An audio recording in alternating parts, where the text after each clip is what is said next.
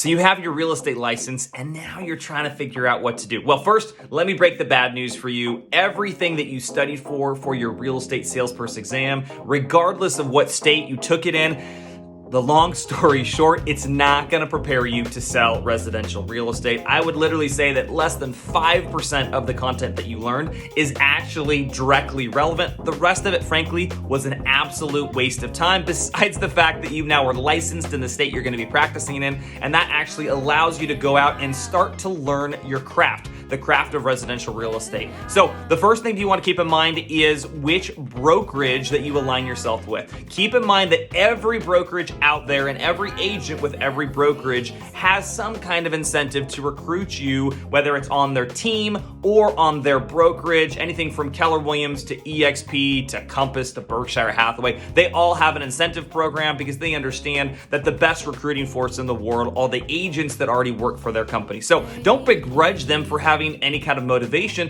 Just factor out, is their counsel neutral or not? I know regardless of which brokerage that I've been a part of, when I talk with an agent, I usually give them 2 or 3 options that, based on their goals and needs and preferences and where they want to go, that I think might be the right vehicle to get them there. Every brokerage has a different value proposition, and you want to select a value proposition that is important for you in the genesis of your business, in the very beginning of your career. So that's number one. Find a great brokerage to align yourself with. If you have any questions there for me, I'm happy to be a neutral advisor, and I actually have a spreadsheet with 10 different brokerages and the value proposition that I analyzed each of them for my real estate team. I'm happy to share that with you.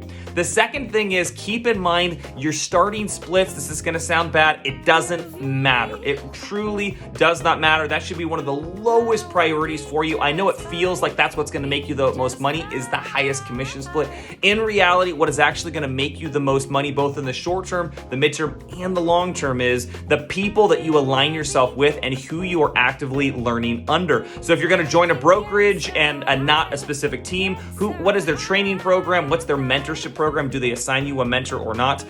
If you're going to join a team, what is their training? Is it a video library of training? Is it on the fly spot training? Is it shadowing people? Can you just call the sales manager or founder, or can you call any of the agents on the team when you have questions? You want to ask those important questions and figure out how you're going to be trained, because the reality of one of my managers told me when I got into the business that when you start out, you are stupid and you've got a greater risk of costing your brokerage money than giving them money. And that's the truth. You start out and you're stupid. You just don't know what you're doing, and that is okay. Find someone that is a master of the craft and learn from them. Shoot me a DM if you have any questions. I'm always happy to help.